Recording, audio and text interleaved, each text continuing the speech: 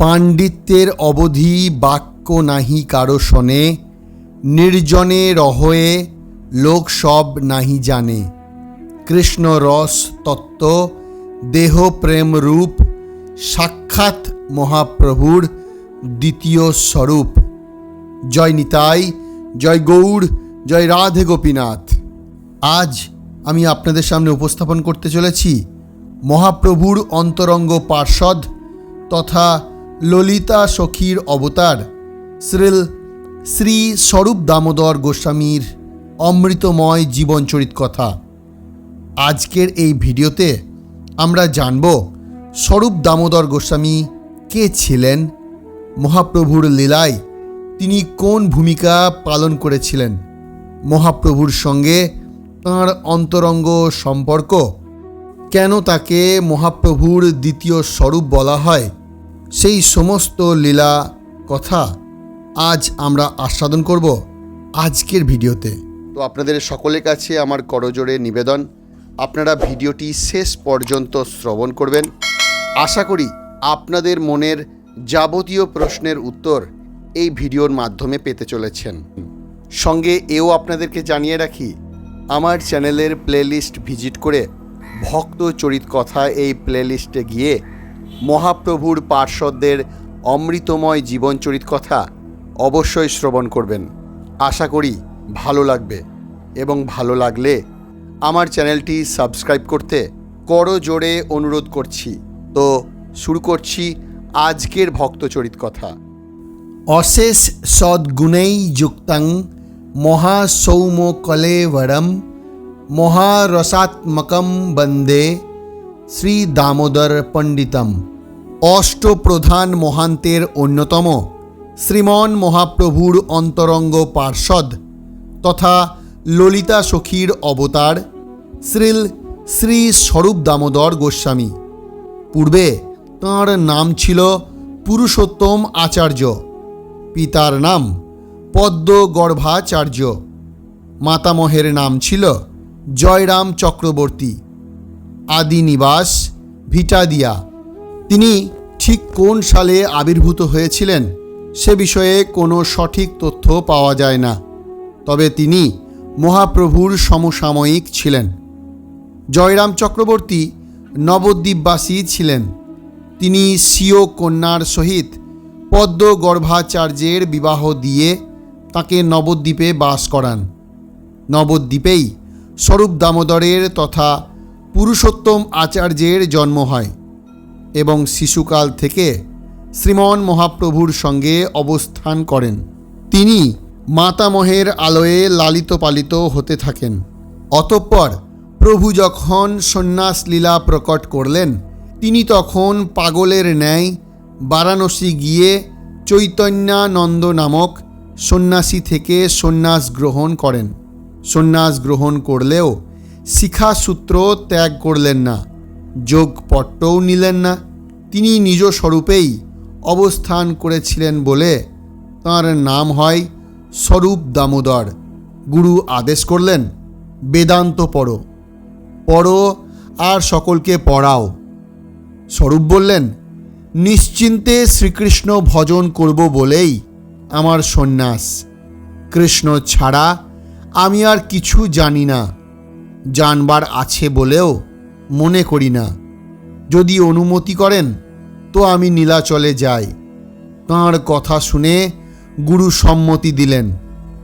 অতঃপর শ্রী পুরুষোত্তম আচার্য গুরু চৈতন্যানন্দ স্বামীর আদেশ নিয়ে শ্রী নীলাচল ধামে এলেন।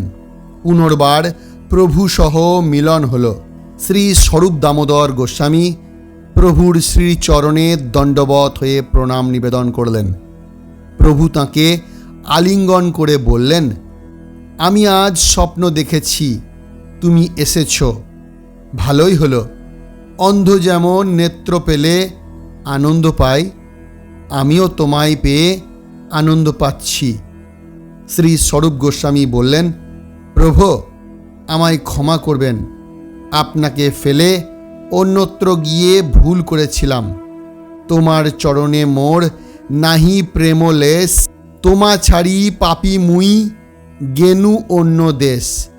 মুই তোমা ছাড়িল, তুমি মোরে না ছাড়িলা, কৃপা পাশ গলায় বান্ধি চরণে আনিলা।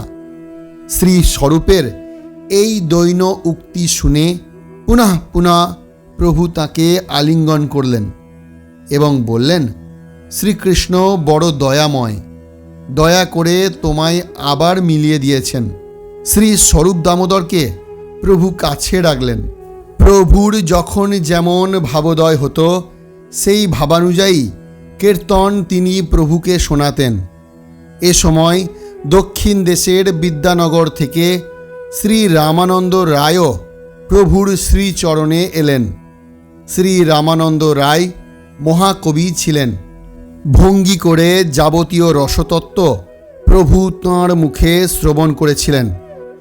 মহাপ্রভু দিবাভাগে সাধারণ ভক্ত সঙ্গে নাম কীর্তন সংকীর্তন করে কাটাতেন। রাত্রে শ্রী স্বরূপ দামোদর ও শ্রী রামানন্দ রায়ের সঙ্গে রাধা কৃষ্ণ লীলা রসতত্ত্ব আস্বাদন করতেন।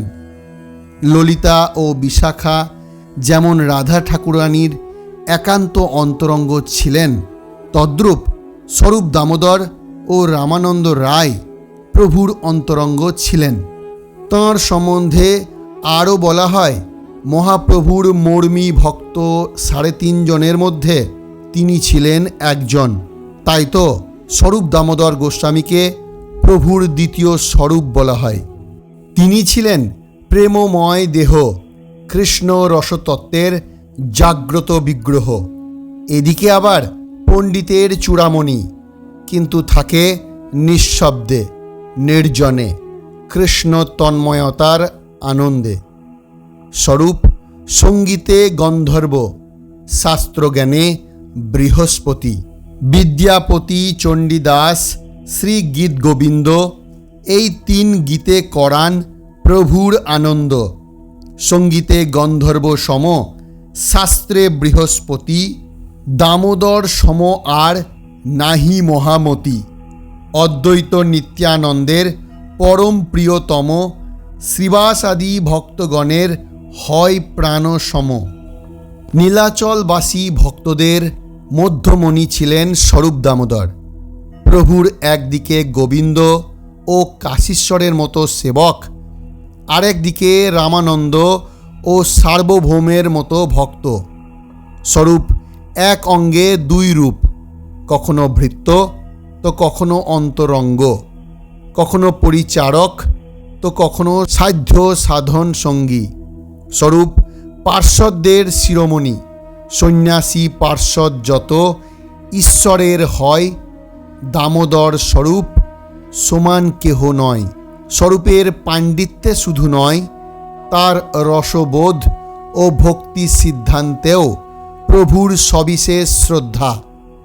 কেউ কোনো গ্রন্থ বা গীত বা শ্লোক রচনা করে প্রভুকে শোনাতে এলে প্রথমেই স্বরূপ দামোদর পরীক্ষা করে দেখবে এতে ভক্তির কোনো বিরুদ্ধ কথা আছে কিনা, আছে কিনা রসাভাস। রচনা শুনে প্রভু আনন্দিত হবেন কিনা। যদি স্বরূপ বোঝে রচনা শুদ্ধ, ভক্তি সিদ্ধান্তের অনুকূল, তবেই প্রভুকে শোনাবার অনুমতি দেয়। বিপরীত হলে প্রত্যাখ্যান করে। তাই ভগবান আচার্যের ভাই গোপালের বেদান্ত ভাষ্য শুনতে চাননি স্বরূপ। বঙ্গকবির নান্দি শ্লোকের ব্যাখ্যাকে অগ্রাহ্য করে দিয়েছেন। গৌড়ীয় ভক্তেরা নীলাচলে পৌঁছলে প্রভু স্বরূপ আর গোবিন্দকে বললেন, তোমরা ওদের মালা প্রসাদ দিয়ে অভ্যর্থনা করো। তাই করল দুজনে। এমনি প্রতি বৎসর মালা প্রসাদ দিয়ে ভক্ত সংবর্ধনার অধিকারী গোবিন্দ আর স্বরূপ। ভক্তদের প্রসাদ ভোজনে পরিবেশনের ভারও স্বরূপের ওপর। গুন্ডিচা মার্জন লীলার সঙ্গীও স্বরূপ দামোদর গোস্বামী।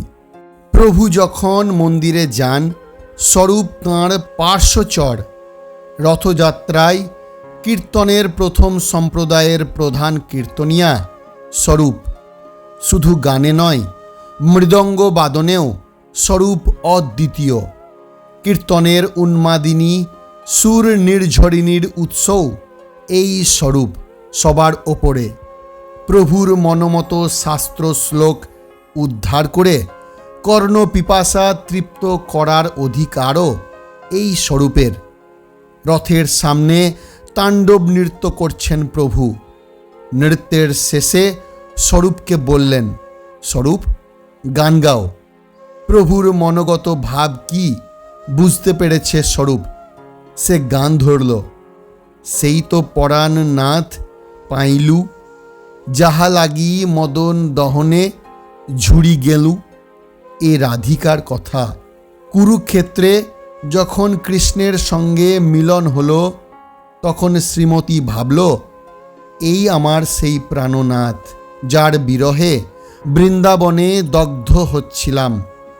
এখন তাকে পেয়ে আমার দেহ মন শীতল হলো।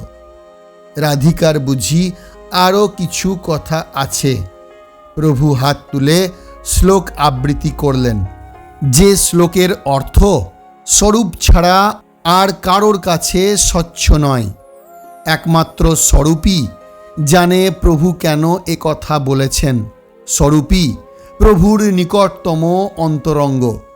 যেমন ব্রজলীলায় ললিতা রাধিকার, স্বরূপ প্রভুতে আবিষ্ট হয়ে গান করে, আর প্রভু রাধা বেশে মাটিতে বসে অধোমুখে নখের আঁচড় কাটেন, পাছে আঙুলে ক্ষত হয়।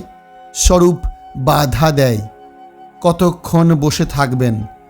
উন্মাদ ঝঞ্ঝায় প্রভুর হৃদয়স্থ আনন্দ সিন্ধু উত্তাল হয়ে ওঠে। ভাবপুষ্প ফুটে ওঠে শরীরে। যে দেখল সেই কৃষ্ণ প্রেমে আপ্লুত হল। প্রভু যখন গৌড়ে যাচ্ছেন, তখনও স্বরূপ তাঁর সঙ্গী। যখন ঝাড়খণ্ডের পথে বৃন্দাবন যাত্রার কথা ভাবছেন, তখনও পরামর্শ এই স্বরূপের সঙ্গে। সকালে উঠে প্রভুকে না দেখে ভক্তরা যখন ব্যাকুল হয়ে অন্বেষণ করতে ছুটল, তখন স্বরূপই তাদের নিবৃত্ত করল। প্রভুর ইচ্ছা নয় কেউ তাকে অনুসরণ করে।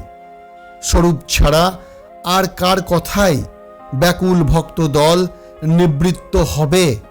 বৃন্দাবন থেকে প্রভু নীলাচলে ফিরলে স্বরূপই নবদ্বীপে খবর পাঠালো। তারপর চালে গোঁজা তালপাতার লেখা রূপ গোস্বামীর শ্লোক যখন আবিষ্কার করলেন, তখন প্রভু তা পড়তে দিলেন স্বরূপকে। দেখো তো কি সুন্দর লিখেছে। আশ্চর্য!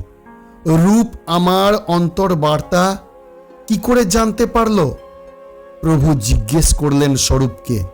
শুধু তোমার কৃপা শক্তিতে, বললেন স্বরূপ। তোমার কৃপা ছাড়া তোমার মনের ভাব বোঝে এমন কার সাধ্য? তোমার কৃপা ছাড়া প্রতিভা অসম্ভব। 12 দিন পায়ে হেঁটে রঘুনাথ দাস গোস্বামী এসে পৌঁছলেন নীলাচলে। স্বরূপকে বললেন প্রভু, এর বাপ আর জ্যাঠা একমাত্র বিষয়কেই সুখসেব্য মনে করে।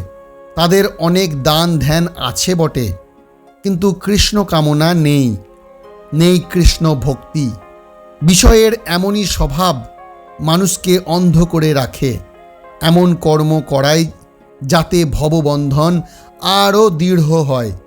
রঘুনাথকে কৃষ্ণ সেই বিষয় থেকে উদ্ধার করে নিয়ে এলেন। কিন্তু দেখেছ ছেলেটা কীরকম কৃশ হয়ে গিয়েছে, মুখখানি ম্লান। স্বরূপ, তুমি এর ভার নাও। একে তুমি তোমার ছত্রভৃত্য রূপে অঙ্গীকার করো। আজ থেকে এর নাম হলো স্বরূপের রঘুনাথ। বলে রঘুনাথের হাত ধরে স্বরূপের হাতে তুলে দিলেন। স্বরূপ বললেন, তাই হবে প্রভু। প্রভু রঘুনাথকে গোবর্ধনের শিলা উপহার দিলেন। বললেন, শুধু জল আর তুলসী দিয়ে শ্রদ্ধায় ও শুদ্ধভাবে শিলাকে নিবেদন করো, তাহলেই কৃষ্ণ প্রেম লাভ করবে। স্বরূপই সব জোগাড় করে দিল।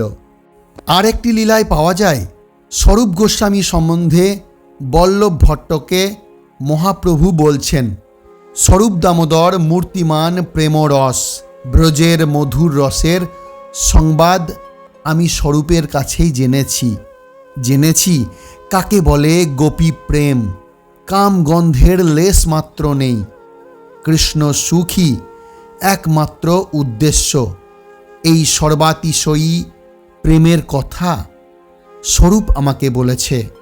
একদিন গম্ভীরায় প্রভু শুয়ে আছেন, দ্বার প্রান্তে শুয়ে আছেন গোবিন্দ আর স্বরূপ। রোজ রাত্রে কৃষ্ণ নাম কীর্তন করে প্রভু জেগে থাকেন। আজ নিঃশব্দ কেন? কি হলো?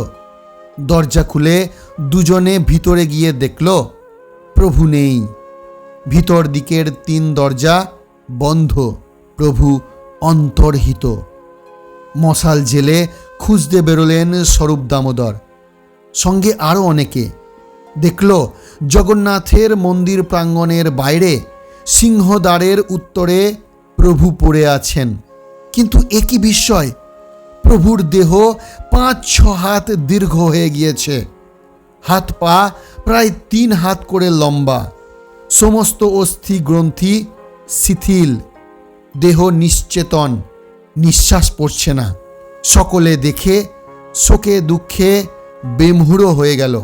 স্বরূপ প্রভুর কানে কানে কৃষ্ণ নাম বলতে লাগলেন, কৃষ্ণ কৃষ্ণ। অন্যান্য ভক্তরাও যোগ দিলেন তার সঙ্গে। ধীরে ধীরে অনেক পরে কৃষ্ণ নাম প্রভুর হৃদয়ে প্রবেশ করল। ফিরে এলো বাহ্য জ্ঞান। অমনি হরিবোল বলে প্রভু গর্জন করে উঠলেন। কোথায় গেল তাঁর অস্থি সন্ধির ব্যবধান? কোথায় তাঁর অতি মানসিক দেহ দৈর্ঘ্য? প্রভু স্বাভাবিক হয়ে উঠলেন, স্বরূপকে জিজ্ঞাসা করলেন, এ আমরা কোথায়? বাড়ি চলো, সব বলছি তোমাকে। প্রভুকে ধরাধরি করে সবাই বাড়ি নিয়ে এলেন। বললেন তাঁর অন্তর্ধানের কথা, দেহ বিস্তারের কথা। আর একদিন প্রভু চটক পর্বতকে গোবর্ধন ভেবে ছুটলেন প্রেমাবেশে। শীতল জলে ও শীতলতর কৃষ্ণ নামে স্বরূপ প্রভুকে সুস্থ করলেন। এই রূপে মহাপ্রভুর অন্তরঙ্গ লীলায় অন্যতম মর্মী সহচর ছিলেন স্বরূপ দামোদর। শাস্ত্রে তাঁর সঙ্গে মহাপ্রভুর বহুবিধ অন্তরঙ্গ লীলা বর্ণন রয়েছে। এক সময় শ্রী স্বরূপ দামোদর গোস্বামী শ্রীমন মহাপ্রভুর সম্পর্কে একটি শ্লোক উচ্চারণ করে তাঁর বন্দনা করেছিলেন, যার অর্থ, হে দয়ানিধে শ্রী চৈতন্য, যাহা হেলাই সমস্ত খেদ দূর করে, যাহাতে সম্পূর্ণ নির্মলতা আছে, যাহাতে পরমানন্দ প্রকাশিত হয়, যাহার উদয়ে শাস্ত্র বিবাদ দূর হয়, যাহা রস বর্ষণ দ্বারা চিত্তের উন্মত্ততা বিধান করে, অতি বিস্তারিণী তোমার সেই শুভদা দয়া মাধুর্য মর্যাদা দ্বারা আমার প্রতি উদিত হউক। শ্রী গৌরসুন্দরের অন্তর্লীলায় শ্রী স্বরূপ দামোদর প্রভু সর্বতোভাব প্রভুর সঙ্গেই অবস্থান করতেন। প্রভুর মর্মী ভক্ত স্বরূপ ভাবাবেশে কখনো প্রভু তাকে সখী বলে মনে করেন। স্বরূপের নিজের ইন্দ্রিয়ে প্রভু তাঁর নিজের ইন্দ্রিয় আবিষ্ট করে স্বরূপের গীতসুধা আস্বাদন করতেন। স্বরূপের কায় বাক্য মনও প্রভুতে আবিষ্ট। তাই তো স্বরূপ প্রভুর দ্বিতীয় কলেবর। প্রভুর শেষ লীলায় কর্তাও স্বরূপ দামোদর গোস্বামী। তিনি চৈতন্য মহাপ্রভুর সমসাময়িক ঘটনাগুলো ডায়েরি বা নোটবুক আকারে লিখে রাখতেন, যা স্বরূপ দামোদরের কর্চা নামে পরিচিত। যদিও মূল গ্রন্থটি বর্তমানে সম্পূর্ণ পাওয়া যায় না, তবে কৃষ্ণদাস কবিরাজ গোস্বামী তাঁর বিখ্যাত গ্রন্থ শ্রী চৈতন্য চরিতামৃত রচনার সময় স্বরূপ দামোদরের এই কর্চাকে প্রধান ভিত্তি বা উৎস হিসাবে ব্যবহার করেছিলেন। অতঃপর শ্রীমন মহাপ্রভুর অপ্রকটের পরেই প্রভুর বিরহানলে আষাঢ়ের শুক্লা দ্বিতীয়া তিথিতে শ্রী স্বরূপ দামোদর গোস্বামীও অপ্রকট হন। গৌড়ীয় বৈষ্ণব ঐতিহ্য অনুসারে তাঁর সমাধি ক্ষেত্রটি মূলত দুই ভাগে বিভক্ত। প্রধান সমাধি বৃন্দাবনের বৃক্ষ উদ্যান এলাকা, সুপ্রসিদ্ধ 64 মহান্তের সমাধি ক্ষেত্রের মধ্যে স্বরূপ দামোদর গোস্বামীর সমাধি ক্ষেত্রটিও রয়েছে। এটি বৃন্দাবনের সেবাকুঞ্জের কাছাকাছি একটি অত্যন্ত পবিত্র স্থান এবং আরেকটি জগন্নাথপুরীতে থাকাকালীন তিনি যেখানে বসবাস করতেন সেই স্থানটি হল সাতসান মঠ। এটি পুরীর স্বর্গদ্বারের কাছে এবং ভক্তি বিনোদ ঠাকুরের ভক্তি কুটির এর পাশে অবস্থিত। পুরী ধামে তাঁর কোনো পৃথক সমাধি মন্দির না থাকলেও এই ভজনস্থলেই ভক্তরা তাঁর স্মৃতিতে শ্রদ্ধা নিবেদন করেন। তো এই ছিল আমাদের আজকের আয়োজন। ভিডিওটি যদি আপনাদের ভালো লেগে থাকে তাহলে অতি অবশ্যই একটি লাইক দেবেন, কমেন্ট করবেন আর প্রচুর শেয়ার করে জনমানসে ছড়িয়ে দেবেন, যাতে মহাপ্রভুর পার্শ্বদের এই রকম অমৃতময় জীবনচরিত কথা সকলে শ্রবণ করবার সৌভাগ্য লাভ করে। আর আমার চ্যানেলটি সাবস্ক্রাইব করে পাশে থাকবেন। সকলকে অসংখ্য ধন্যবাদ জানাই। ভালো থাকবেন।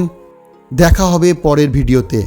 হরে কৃষ্ণ কৃষ্ণ কৃষ্ণ হরে হরে, হরে রাম রাম রাম হরে হরে।